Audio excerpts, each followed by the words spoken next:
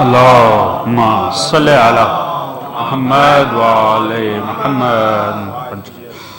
مرحومہ فاطمہ صاحبہ بنت عبداللہ، خصوصاً ان کے لیے، عموماً تمام مرحوم مومنین و مومنات کے لیے، شہداء ملت جعفریہ کے لیے اجتماعی سورہ فاتحہ. بسم اللہ الرحمن الرحیم. الحمد للہ رب العالمین الرحمن الرحیم مالک یوم الدین ایاک نعبد و ایاک نستعین الذین انعمت علیہم غیر المغضوب علیہم. بسم اللہ الرحمن الرحیم. قل هو اللہ احد اللہ الصمد لم یلد ولم یولد ولم یکن له. بسم اللہ الرحمن الرحیم. قل هو اللہ احد اللہ الصمد لم یلد ولم یولد. بسم اللہ الرحمن الرحیم. قل هو اللہ احد اللہ الصمد لم یلد ولم یولد ولم یکن له کفوا احد. کذالک اللہم صلی علی محمد وآل محمد. مل کے بابا سے بلند سلام.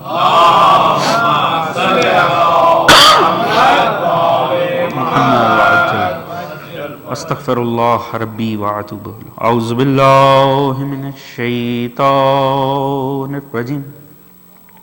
بسم اللہ الرحمن الرحیم. الحمد للہ رب العالمین. الصلاۃ والسلام علی رسولہ الکریم. ایہا المکی المدنی الامی صاحب وقار والسکینہ المدفون بارض مدینہ ابی القاسم مصطفیٰ محمد. اللہم صلی علی محمد وعلی آلہ الطیبین الطاہرین المظلومین المعصومین الذین اذھب اللہ عنہم الرجس وطہرہم تطہیرا. اللہم صلی علی محمد وعلی اما بعد فقد قال اللہ تعالی سبحانہ فی قرآنہ المجید وفرقانہ الحمید. بسم اللہ الرحمن الرحیم. یا ایہا الذین آمنوا اتقوا اللہ وکونوا مع الصادقین. صلوا علی محمد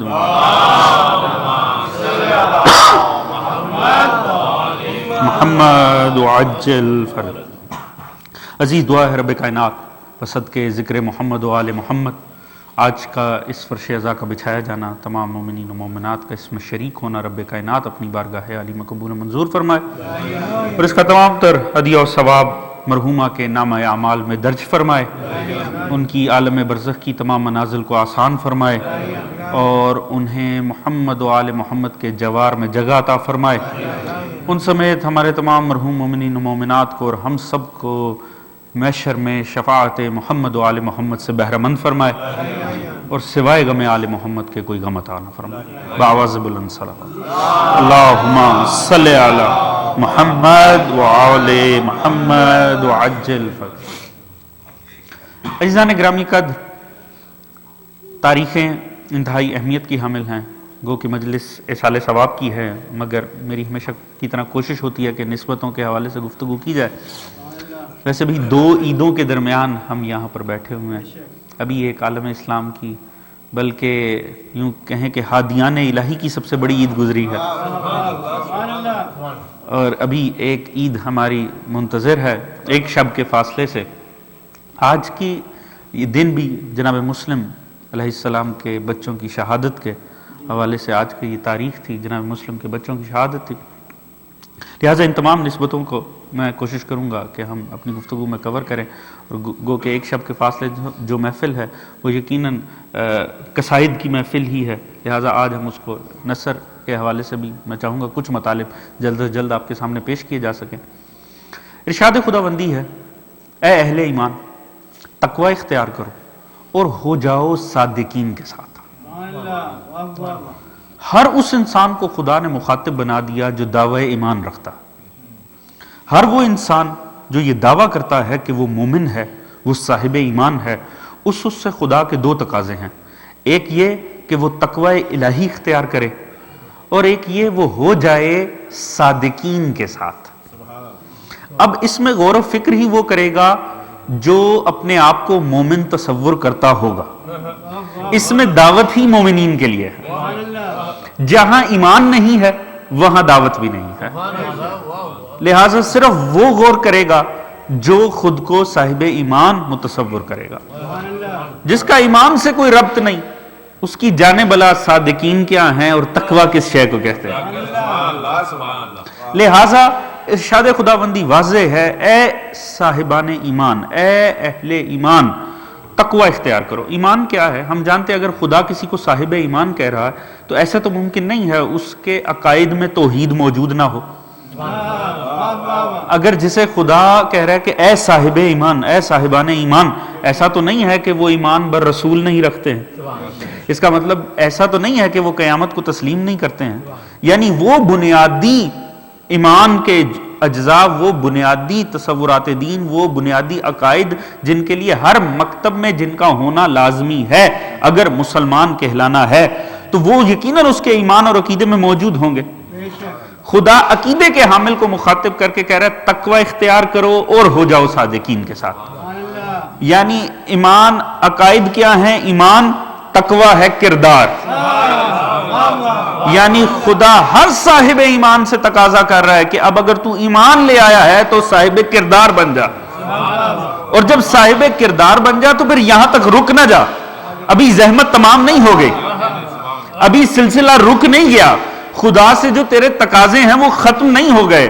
اگر تو سمجھتا ہے کہ تو ایمان لے آیا ہے، اب تو صاحب کردار ہو چکا ہے، تو اب کیا کر؟ کونوا مع الصادقین، ہو جاؤ صادقین کے ساتھ۔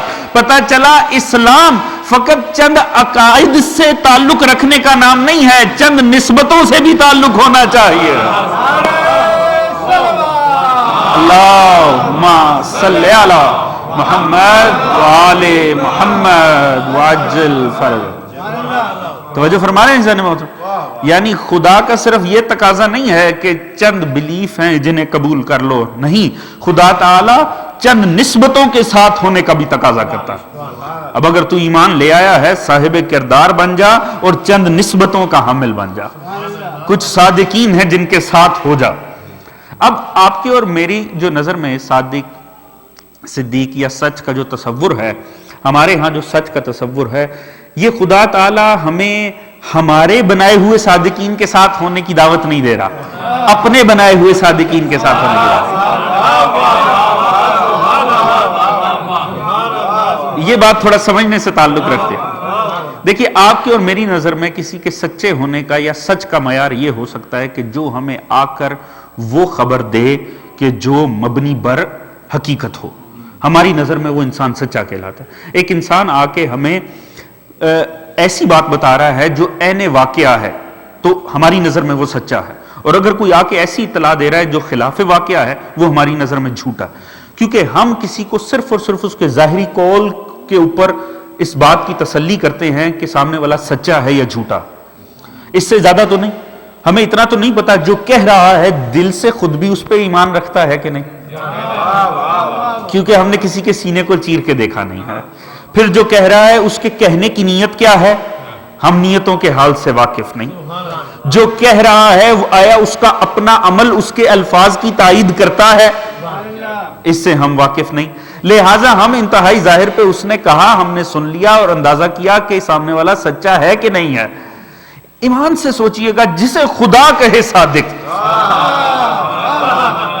وہ خدا جو علی کل شیء قدیر ہے، جو مقلب القلوب والابصار ہے، جو نیتوں سے بھی واقف ہے، جو صرف محفلوں سے واقف نہیں خلوتوں کی حقیقتوں سے واقف ہے، اگر وہ خدا کسی کو کہے صادق تو اس کا مطلب ہے وہ قول کا بھی سچا ہے، وہ فعل کا بھی سچا ہے، وہ نیتوں کا بھی سچا ہے۔ جیسی اس کی محفل ہے ویسی اس کی خلوت ہے، یعنی اس میں قطعاً دوغلا پن ہو ہی نہیں سکتا۔ تو جو ایسا سچا ہو، جو کردار کا بھی سچا، گفتار کا بھی سچا، فکر کا بھی سچا، نیتوں کا بھی سچا، ایسے سچوں کو معصوم کہتے ہیں۔ اللہم صلی علی محمد وآل محمد وعجل۔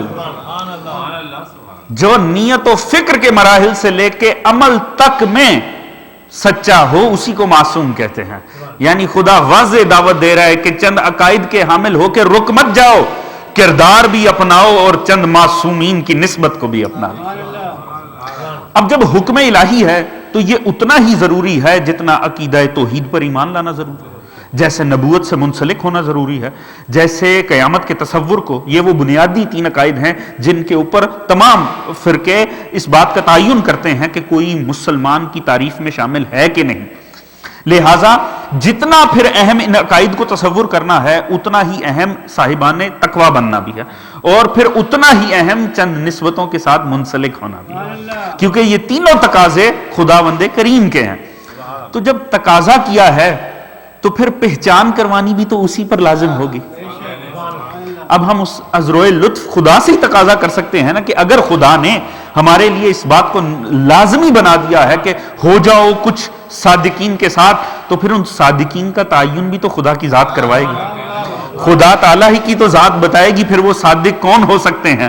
بس عزیز، جو اہتمام اللہ نے امت مصطفیٰ میں صادقین کی پہچان کے لیے کروایا اسے مباہلہ کہتے ہیں۔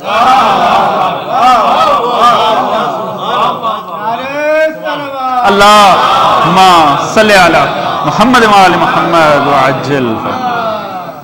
جس بات کا خدا نے تعین کرنے کے لیے مباہلہ کروایا وہ صرف اور صرف صادقین کی پہچان تھی اور کچھ بھی نہیں۔ اب بڑا خوبصورت اور لطیف واقعہ، چند جزویات آپ کے سامنے پیش کروں گا، مگر خود اس واقعے کو پڑھ کر سمجھ میں آتا ہے ہو کچھ اور رہا ہے، خدا لے جانا کہیں اور چاہ رہا ہے۔ ویسے بظاہر 9 ہجری میں 70 افراد آئے نجران سے، انہیں رسول خدا نے دعوت دے کر بلایا، یعنی وہ اپنی مرضی سے نہیں آئے، دعوت دین ان تک گئی تو پھر وہ آئے، جن میں سے ان کے 14 ایسے امائے دین تھے، ان کے خاص علماء اور وہ سیاسی شخصیات تھے اپنے وقت کی جو انہیں لیڈ کرتی تھیں۔ وہ مدینے حاضر ہوئے سرکار رسول اللہ کے پاس، مگر جس انداز میں آئے، بڑے زرق برق لباس پہنے ہوئے، بڑے جاہ و حشم کے ساتھ وہ داخل مدینہ ہوئے۔ اصحاب رسول بڑا پریشان ہوئے ان کے لباس کو دیکھ کے، ان کے انداز و اطوار کو دیکھ کے۔ مسجد میں آئے، آتے ساتھ ہی عبادت کا وقت ہو گیا۔ اب دیکھیے سیرت رسول اللہ صلی اللہ علیہ وآلہ وسلم، اللہم صلی علی محمد وآلہ یہ امت 14 ایک جیسے کرداروں کو نہ بھی تسلیم کرے، اگر پہلے محمد کے کردار کو ہی کاملاً سمجھ جائے نا تو اسلام اس خطہ ارض کے اوپر کوئی ایسا کونا نہ رہے جہاں پیغام سرکار مصطفیٰ نہ پہنچا۔ جب یہ افراد آئے فوراً ان کے عبادت کا وقت ہو گیا، داخل مسجد ہوئے تو عبادت کا وقت ہو گیا۔ اب جو عبادت کا وقت ہوا وہیں انہوں نے اپنی عبادت کا آغاز کر دیا اور کچھ گھنٹیاں وغیرہ بجانی شروع کر دیں۔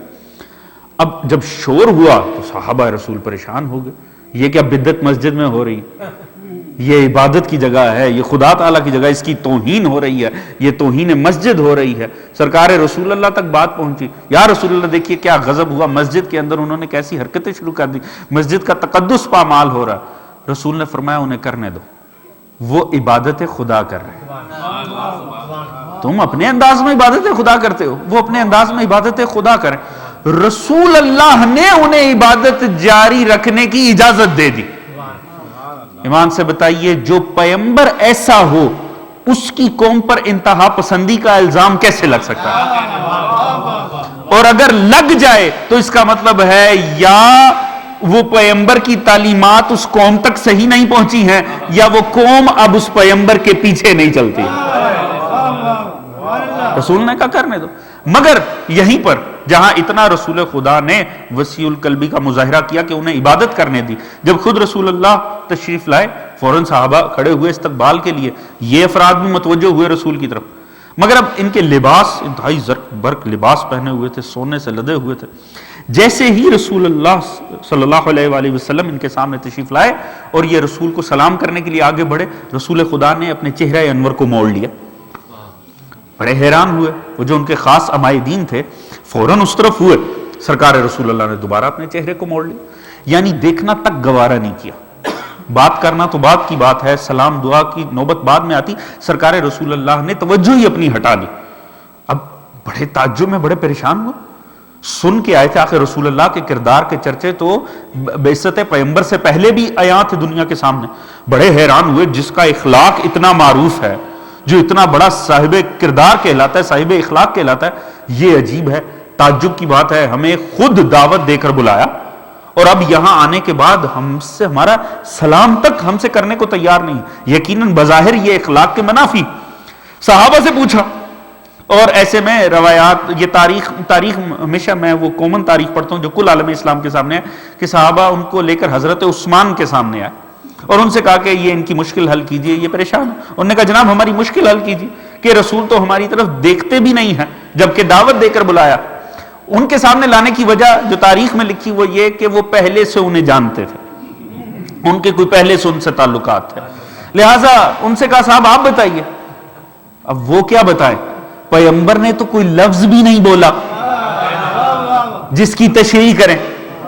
توجہ ہے جانے محترم، تفسیر بالرائے کے لیے بھی تو آیت ہونی چاہیے نا، اگر آیت ہی نہ ہوگی تو تفسیر کس بات کی ہوگی، جب حدیث ہی نہیں ہوگی تو شرع کیا ہوگی۔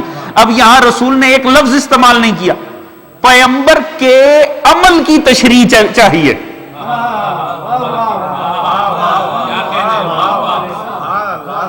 لہٰذا کوئی کچھ نہیں بتا سکتا، کیونکہ ان کے لیے خود یہ ایک نیا عمل تھا کہ سرکار رسول اللہ تو فقراء کو کھڑے ہو کر استقبال کرتے ہیں، وہ پیغمبر جو ایک غریب اور ادنا انسان کو بھی جا کر دروازے سے وصول کرتا ہے اور جا کر مہمان کی طرح دروازے پہ الوداع کہتا ہے، وہ آج اپنے بلائے مہمانوں کا سامنا نہیں کر رہا۔ کہاں سے تشریح کی جائے؟ مولا امیر کے پاس لے آئے، مولا کائنات کے پاس۔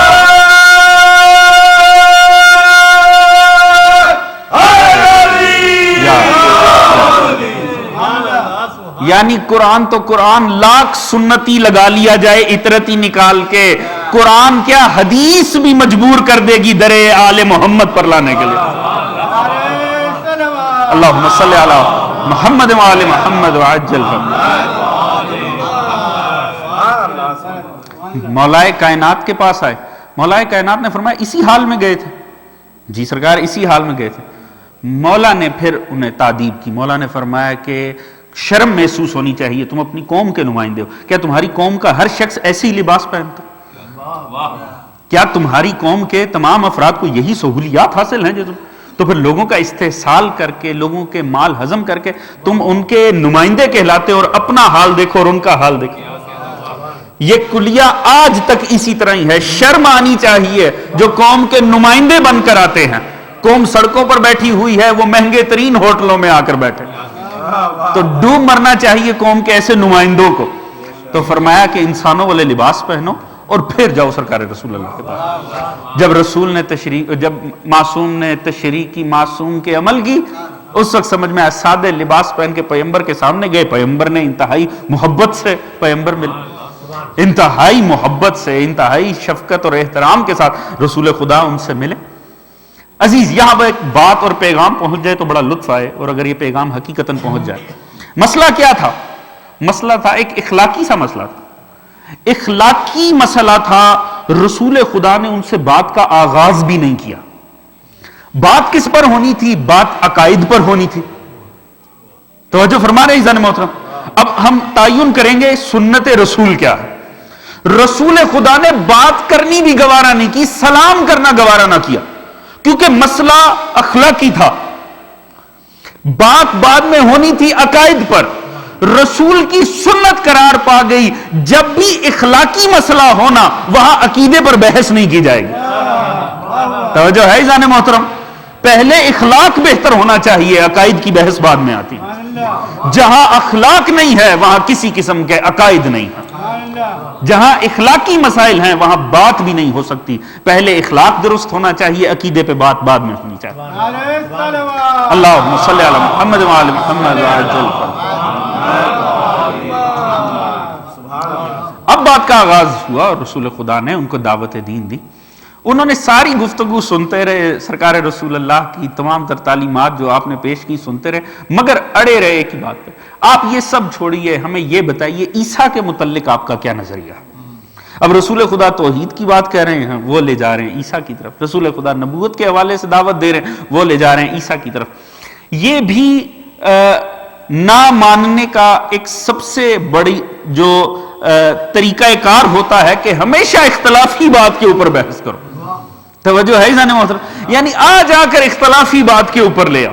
جناب رسول خدا نے باحکم قرآن ان پر واضح کیا کہ دیکھو تم یہ سمجھتے ہو عیسیٰ خدا کا بیٹا ہے، اسی دلیل کے تحت کہ وہ باپ نہیں رکھتا، تو اگر یہی بات ہے تو عیسیٰ کی مثال آدم کی سی تھی۔ اگر تم یہ سمجھتے ہو باپ نہ ہونے کا مطلب ہے کہ خدا ان کا باپ تھا، تو آدم کی تو نہ ماں تھی نہ باپ تھا. تو اگر اسی دلیل کے تحت ان کا خدا کا بیٹا ہونا، تو آدم کو تم بھی مانتے ہو، پھر آدم کو کیوں نہیں خدا کا بیٹا تسلیم کر لیتے؟ لہذا ان کی مثال آدم کی سی تھی کہ خدا تعالیٰ نے انہیں بھی اپنے حکم سے ایک امر سے خلق کر دیا، ان کو بھی خلق کر دیا. خدا کے لیے یہ کوئی بڑی بات نہیں ہے، مگر مسلسل گفتگو ہونے کے باوجود تسلیم کرنے کو تیار نہیں. اور دلیل کیا آ جا کر کہہ رہے تھے، بلکہ ایک بڑی لطیف بات صاحب تفسیر میزان لکھتے ہیں، اتنا تک رسول کو کہہ دیا معاذ اللہ کہ آپ عیسیٰ کے حق میں تقصیر سے کام لے رہے ہیں. معاذ اللہ آپ مقصر ہو رہے ہیں جناب عیسیٰ کے حق میں. رسول عبد خدا ثابت کر رہا ہے، وہ ابن اللہ ثابت کر رہے ہیں. اب عبد خدا ثابت کرنے کی بحث میں مقصر بنا دیا. پتہ لگا یہ بھی جہلا کی عادت ہوتی، جب بھی معصوم کو عبد خدا ثابت کرو اتنی سی بات پہ بھی مقصر بن کے فتوے دے دیتے. اللہم صلی علی محمد وعلی محمد وعجل فرجهم. جب گفتگو آگے بڑھتی چلی گئی، نہیں تسلیم کر رہے تھے، نہیں تسلیم کر، اب خدا تعالیٰ نے بھی اس گفتگو کو حد تک بڑھایا. اس گفتگو کو اتنا طویل نہیں کیا، بیکار طویل نہیں کیا. جب دعوت دین پہنچا دی اور جب اس بات کا تعین ہو گیا کہ جو کچھ اس طرف سے کہنا تھا پہنچا دیا، اس کے بعد خدا تعالیٰ نے یہیں پر ہی روک دیا. فمن حاجک فیہ من بعد ما جاءک من العلم فقل تعالوا ندعو ابناءنا وابناءکم ونساءنا ونساءکم وانفسنا وانفسکم ثم نبتہل فنجعل لعنۃ اللہ علی الکاذبین. ایک حد تک ہی بحث کو آگے بڑھایا اور اس کے بعد خدا تعالیٰ نے بڑے خوبصورت الفاظ میں فرمایا کہ علم آ جانے کے بعد بھی، اب یہ بات بڑی سمجھنے سے تعلق رکھتی ہے کیونکہ ڈریگ کر کے چیزیں جا کہاں رہی ہیں، ایک مبارزے کی طرف، جہاں ایک دوسرے کے لیے بد دعا کی جائے گی، لعنت طلب کی جائے گی. مگر اس سے پہلے کا فیز کیا ہے، خدا تعالیٰ نے اس کی وضاحت کی کہ وہ سچویشن کیا تھی. فمن حاجک فیہ من بعد ما جاءک من العلم، اگر علم آ جانے کے بعد بھی وہ تسلیم نہیں ہوئے، اور علم آ جانے کے بعد بھی اور قاطع دلائل دے دیے گئے، یعنی جس سے بڑھ کر آگے کوئی دلیل نہیں تھی، یعنی حجت ان پر تمام کر دی. علم آ جانے کے بعد بھی اگر نہیں تسلیم ہوتے تو اب کیا ہے، اب صدا دو، تم اپنے بیٹوں کو لاؤ ہم اپنے بیٹوں کو لاتے ہیں، تم اپنے عورتوں کو لاؤ ہم اپنی عورتوں کو لاتے ہیں، تم اپنے نفسوں کو لاؤ ہم اپنے نفسوں کو، اور پھر اکٹھے ہو کے ایک دوسرے کے حق میں بد دعا کرتے ہیں اور جھوٹوں پر خدا کی لعنت کا تقاضا کرتے ہیں. عزیز اب یہ بات بڑی سمجھنے کی ہے، یعنی پہلے تمام دلائل ہوئے، تمام گفتگو ہوئی، اور جب علم ان کو نہ منوا سکا، جب انہوں نے واضح علم کو جھٹلایا، اس کے بعد نوبت آئی لعنت کی دعوت کی. توجہ فرما رہے ہیں عزیزان محترم؟ اس کا مطلب ہے پہلے حجت تمام کرنا لازم ضرور ہے، پہلے علمی بحث کرنی لازمی ضرور ہے، پہلے حقائق کو سامنے والے تک پہنچانا لازمی ہے. اور لعنت کس پر ہوتی ہے؟ لعنت اس پر ہوتی ہے جو علم آنے کے بعد بھی جان بوجھ کے جہالت پر اڑا رہے. پھر اس کے لیے لعنت ہے جو واضح علم کو جھٹلا دے، کیونکہ دین کا تعلق علم کے ساتھ ہے. دین علم کی دنیا ہے، دین کی ابتدا اقرا کے ساتھ ہے. دین کے 1.25 لاکھ معصومین انبیاء جنہوں نے آگے پہنچایا، آگے چہاردہ معصومین کا سلسلہ، ان سب کی شان ہی شان علمیت تھی. ان کا کمال خدا نے ان میں اور دنیا میں واضح فرق ہی علم کے ذریعے رکھا ہے. اور مذہب کی دنیا علم کی دنیا ہے، اور علم کی دنیا میں جذبات کی نہیں دلیل کی قدر ہوا کرتی. لہٰذا پہلے دلائل دیے گئے، جب دلائل ادا ہو گئے پھر بھی وہ تسلیم نہیں کر رہے، تو اب خدا کیا فرما رہا ہے؟ علم آنے کے بعد بھی.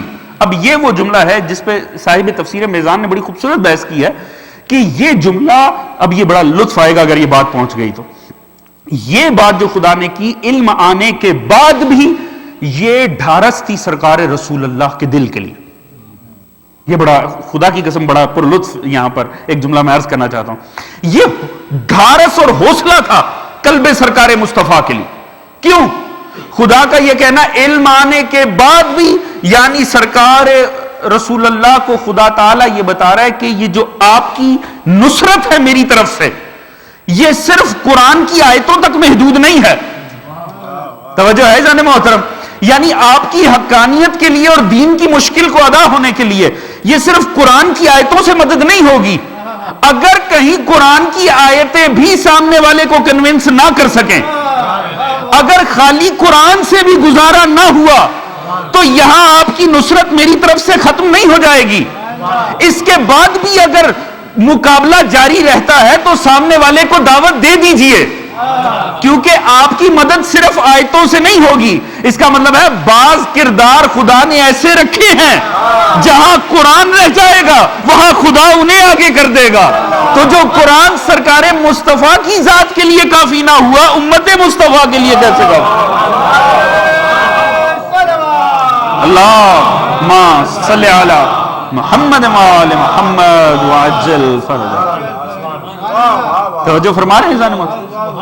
صرف اور صرف قرآن نہیں، اگر قرآن نہیں ان کو متاثر کر سکا اور اگر انہوں نے قرآن کے واضح معجزے کو جھٹلا دیا ہے تو اس کے بعد بھی آپ کی نصرت کا سلسلہ جاری رہے گا.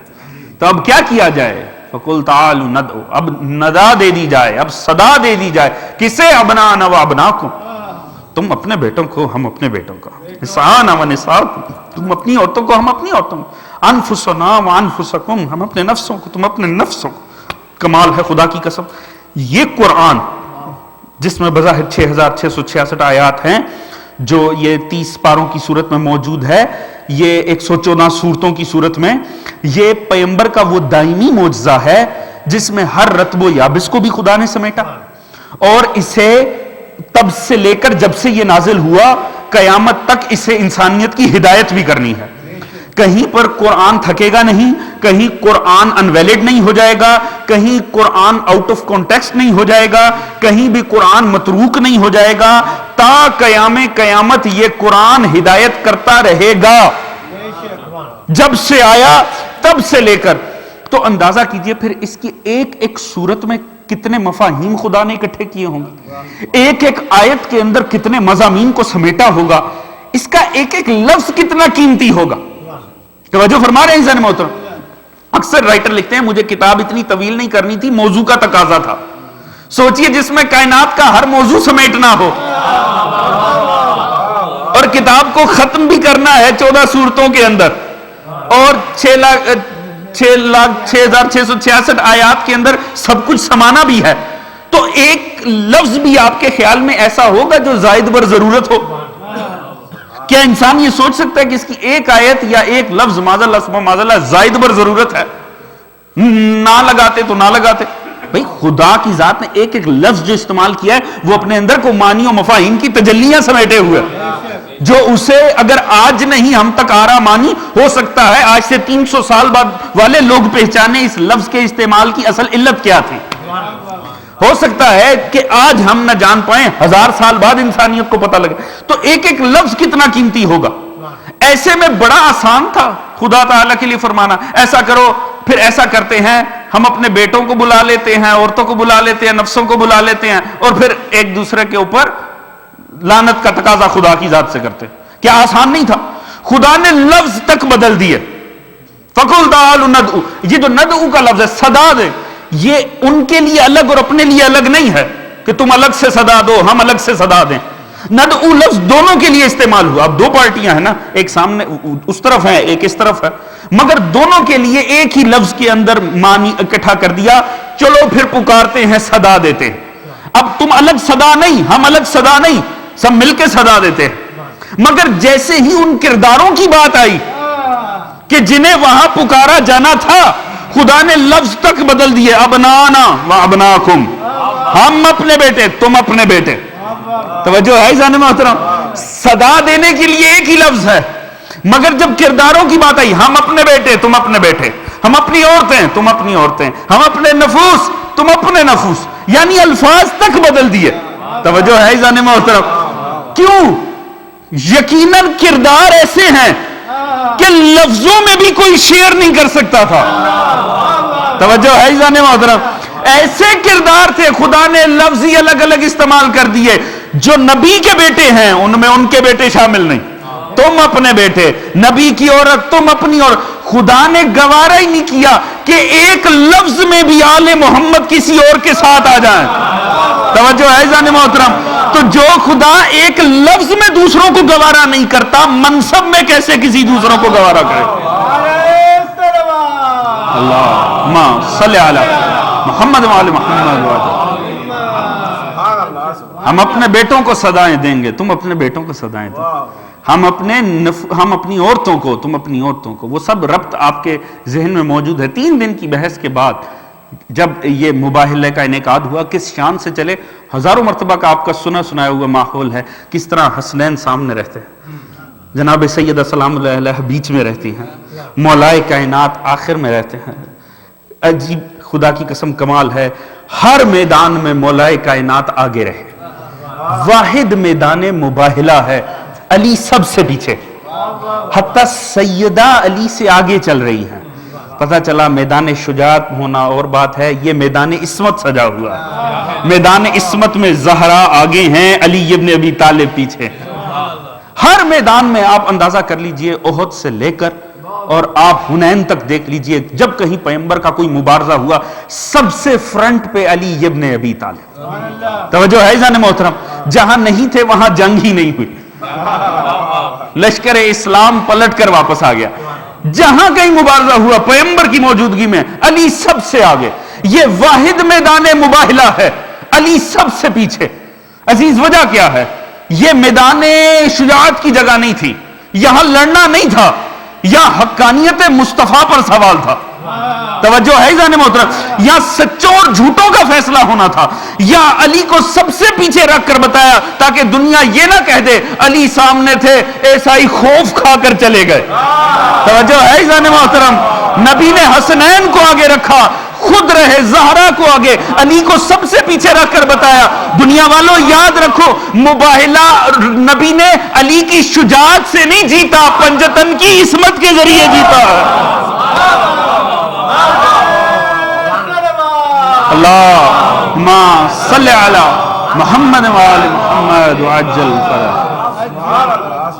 توجہ ہے جانے محترم، میدان مباہلہ علی ابن ابی طالب کی تلوار کے سر پر نہیں فتح کیا گیا، یہ کردار کے سر پہ فتح کیا گیا۔ اب ہونا کیا ہے؟ کیونکہ سچے اور جھوٹے کا تعین ہونا، خدا تعالی نے بھی اب یہاں پر اکٹھے ہو کر، اب یہاں ایک بڑا تفسیر کا نقطہ، بڑا حسین نقطہ بیان کیا گیا۔ وہ کیا کہ کمال یہ دیکھیے کہ جھوٹوں پر خدا کی لعنت۔ اب وہاں جو بھی تھے وہ سارے ڈینائی کرنے والے تھے، سب جھٹلانے والے تھے، وہ تو یقیناً اپنے موقف میں سارے ایک تھے، مگر اس طرف سے مباہلہ کس لیے ہوا تھا؟ کیا مباہلے میں مولائے کائنات کی امامت پر کوئی سوال تھا؟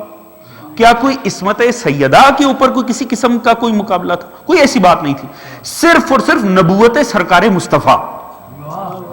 توجہ ہے نا محترم، یعنی جو چیز ٹیک کے اوپر لگی ہوئی تھی، جو چیز اس وقت سوالیہ نشان جس کے اوپر کھڑا کیا جا رہا تھا، وہ صرف اور صرف سرکار مصطفیٰ کی نبوت تھی۔ اس میں مولائے کائنات کی امامت کا کوئی سوال نہیں تھا، عصمت سیدہ کا کوئی سوال نہیں تھا، مگر خدا تعالیٰ نے یہ جو پھر اور جھوٹوں پر لعنت کرتے ہیں، یعنی جب مقابلہ ہے، اب معاذ اللہ ثم معاذ اللہ، یہ وہ ہستیاں جن کے لیے ہم الفاظ میں بھی احتیاط کرتے ہیں، مگر بہرحال جب مقابلہ ہے تو اس کا مطلب ہے دو فریق ہیں اور دونوں میں سے کسی ایک کے لیے اس شے کو طلب کیا جا رہا ہے، جس کا موقف غلط ہے، جہاں حقانیت نہیں ہے، وہاں کے لیے یہ لعنت طلب کی جا رہی ہے۔ خدا تعالی نے یہاں الفاظ جو استعمال کیے جھوٹوں پر، پھر آؤ اکٹھے ہو جاتے ہیں اور طلب کرتے ہیں اس بددعا کو، اور پھر کیا؟ جھوٹوں پر خدا کی لعنت۔ خدا تعالی نے وہاں تو سارے اپنے موقف میں ایک تھے، مگر یہاں نبوت صرف ایک ہستی کی تھی اور اس کا دعویٰ تھا کہ وہ اللہ کا نبی ہے۔ خدا تعالی نے یہاں پر الفاظ جب استعمال کیے تو یوں بھی کہا جا سکتا تھا فَنَجْعَلْ لَعْنَتَ اللَّهِ مَنْ كَانَ كَاذِبًا، پھر اس پر لعنت جو جھوٹ بول رہا ہو، نہیں، ان پر لعنت جو کاذبین ہوں۔ یعنی خدا نے دونوں پارٹیوں کا جو جو موقف تھا ان میں ان سب کو ملا دیا، ایک شریک کر دیا۔ توجہ ہے جانے محترم، وہاں تو سارے شریک دعویٰ تھے کہ یہ نہیں ہے، مگر یہاں نبوت صرف ایک ہستی کی تھی، پر خدا تعالیٰ نے اس ہستی کو الگ نہیں کیا، ایک سا لفظ استعمال کیا دونوں پارٹیوں کے لیے۔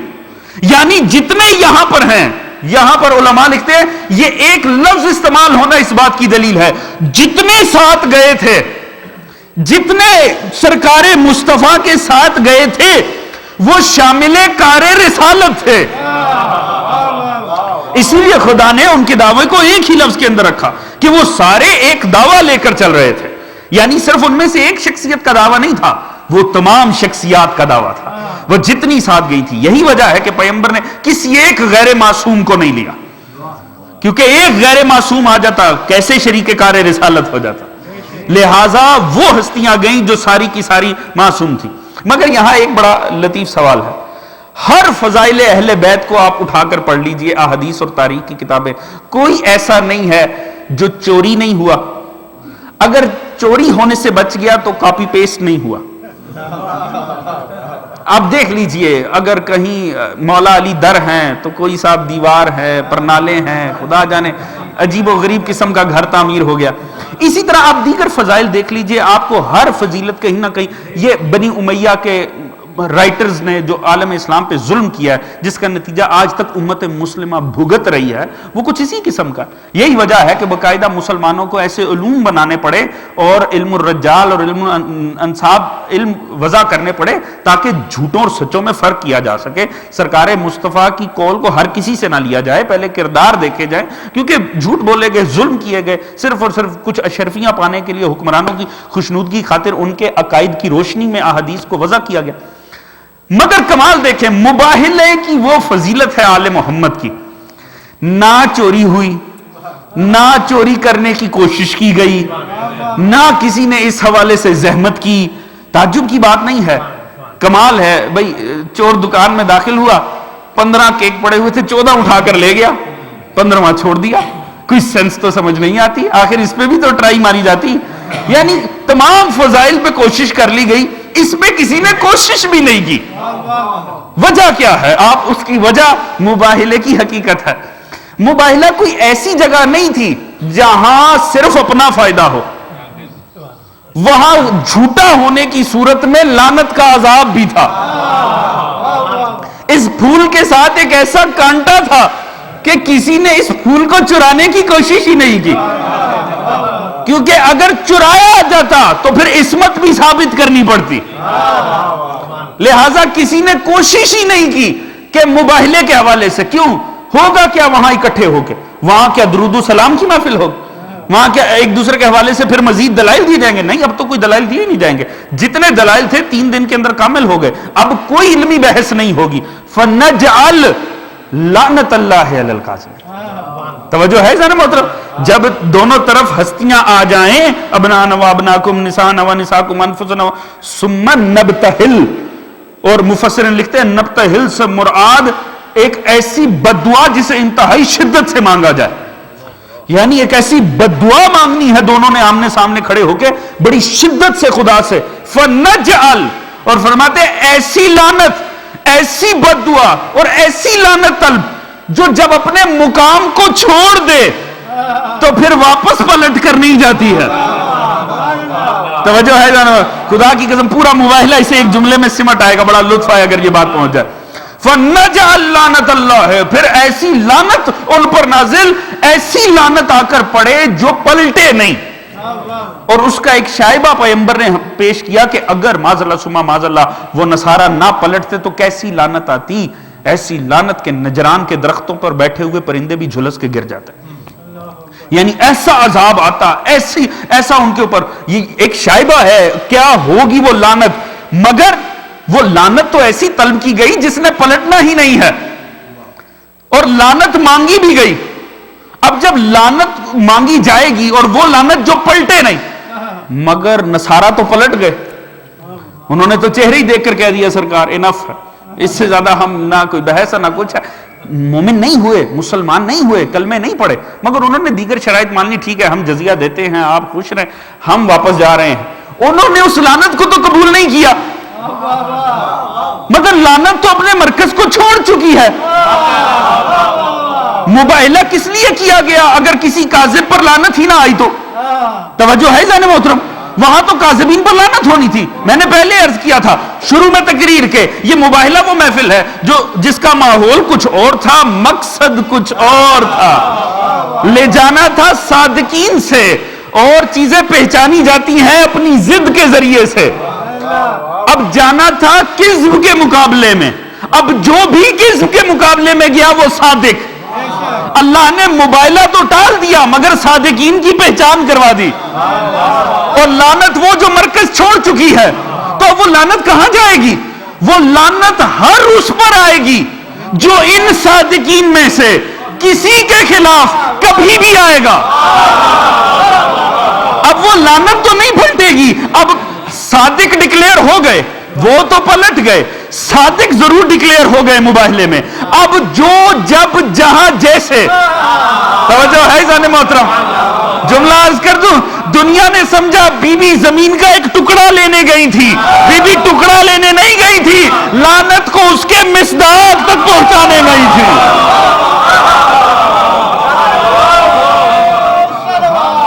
اللہم صلی علی محمد وآل محمد وعجل.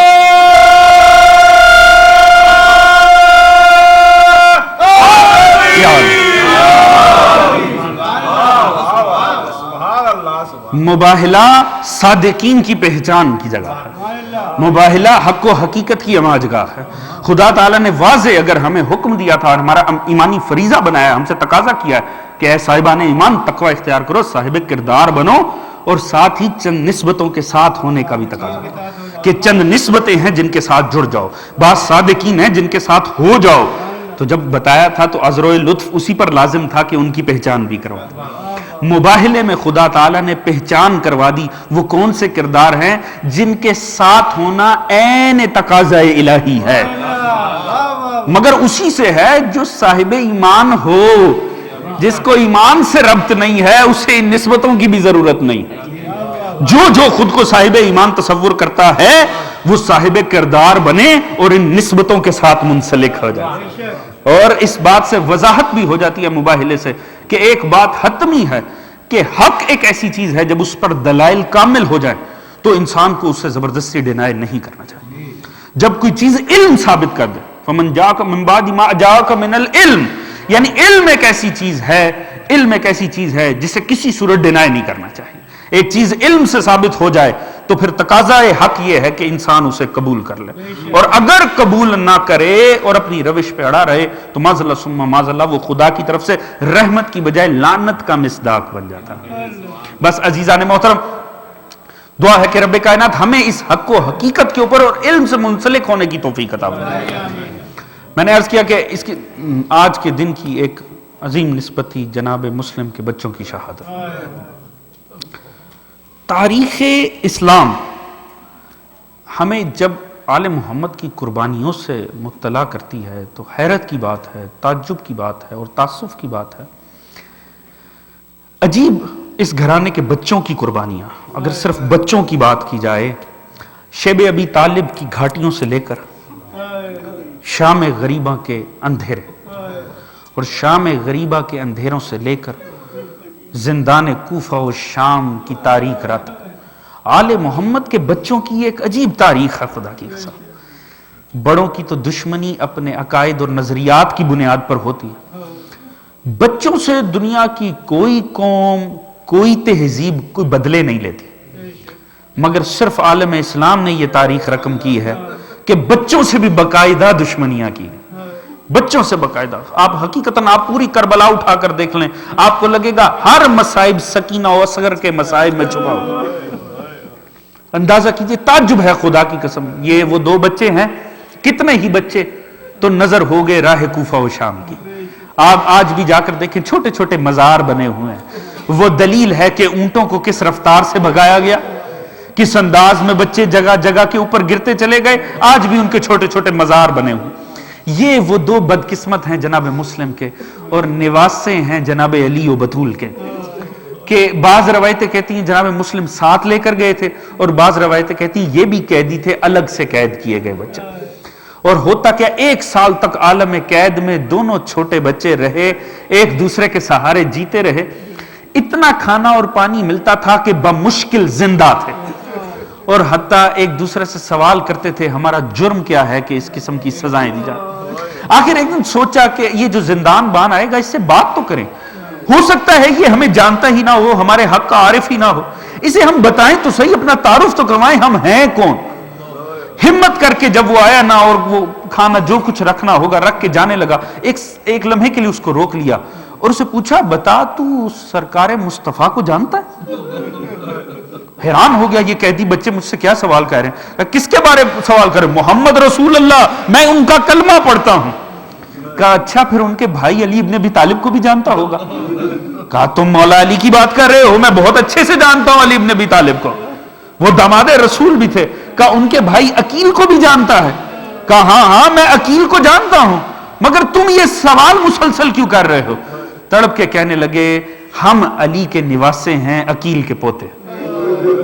اتنا سننا تھا، ایک مرتبہ تڑپ اٹھا، کہا تم اولاد رسول میں سے ہو؟ مجھے تو بتایا ہی نہیں گیا، مجھے تو پتا ہی نہیں ہے، مجھے تو اتنا پتا تھا تم پہ ظلم روا رکھنے، تمہیں اس حالت مشکل پہ رکھنے، قدموں پہ گر گیا. کہا خدا را ہماری نصرت کر، خدا را ہماری نصرت کر، ہمیں کسی طرح مدینے پہنچا دے.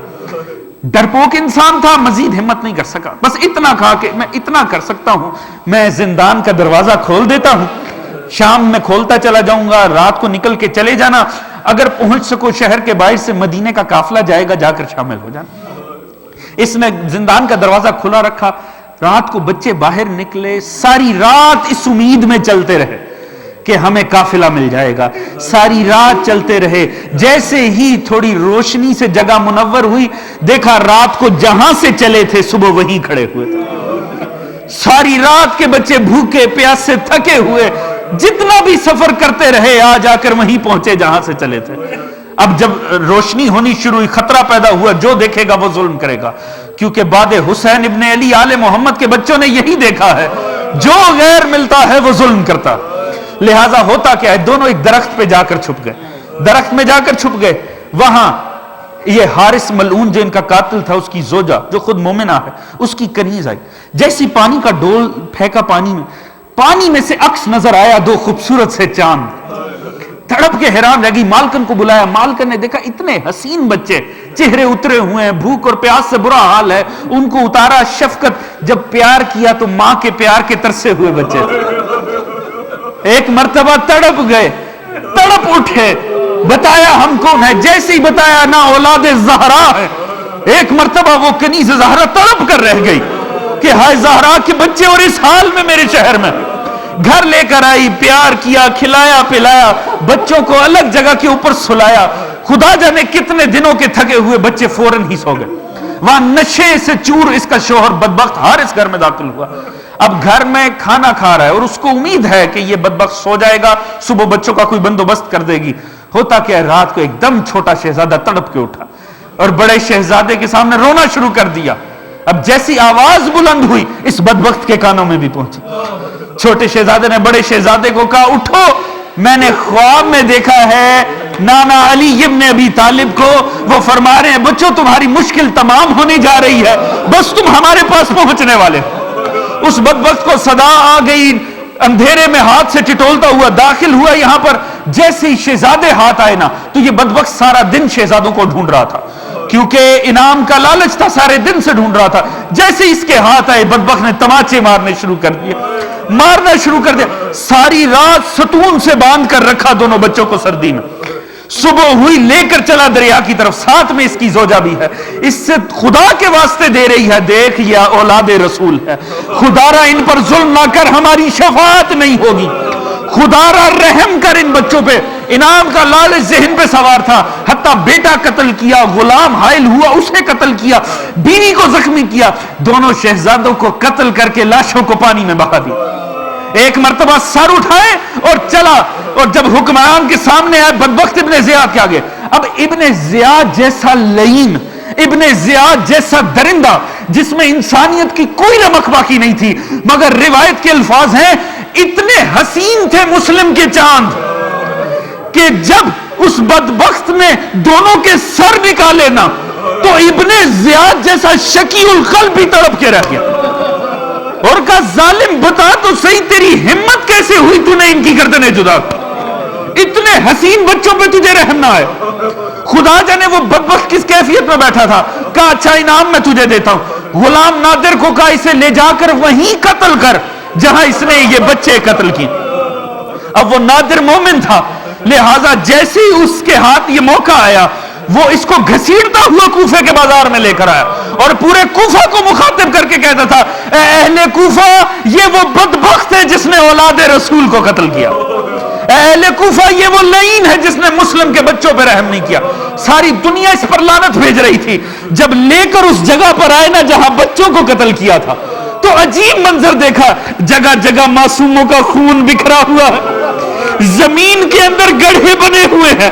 کسی نے پوچھا بدبخت کیا اپنے جرم کو چھپانا چاہ رہا تھا, کیا دفنانے کی کوشش کی تھی؟ کہا نہیں, دفنانے کی کوشش نہیں کی تھی. جب قتل کر رہا تھا بچے مزاحمت کر رہے تھے اور بچوں کی مزاحمت سے زمین میں گڑھے بن گئے. لعنت اللہ علی قوم الظالمین وسعلم الذین ظلموا انقلبوا. اللهم صل علی محمد وعلی محمد وعجل.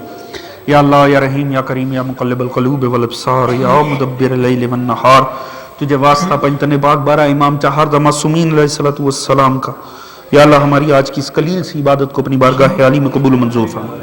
بسط کے ذکر محمد و آل محمد رب کائنات اس تمام کا اجر و ثواب مرحوم فاطمہ بنت عبداللہ کے نمائے اعمال میں درج فرما. ان سمیت تمام مرحوم مومنین و مومنات اور ہم سب کو آخرت میں شفاعت محمد و آل محمد سے بہرحمت فرما. ہم سب کو سیرت آل محمد پڑھنے, سمجھنے, اس پہ عمل کرنے کی توفیق عطا فرما. ہم سب کے سینوں کو علوم آل محمد سے منور فرما. تمام حاضر غیر حاضر مومنین دنیا بھر میں جہاں کہیں بستے ہیں سبھی کے رزق, عزت, دولت, علم, برکت عطا فرما. سبھی کے جان و مال, عزت و ناموس کو محفوظ فرما. مقامات مقدسہ کو محفوظ فرما. دشمنان آل محمد اگر قابل اصلاح و ہدایت ہیں انہیں ہدایت عطا فرما, قابل ہدایت نہیں ہیں انہیں نیست و نابود فرما. تمام مومنین جہاں میں آپس میں اتفاق, اتحاد, پیار, محبت, خلوص, مودت کی کیفیت پیدا فرما.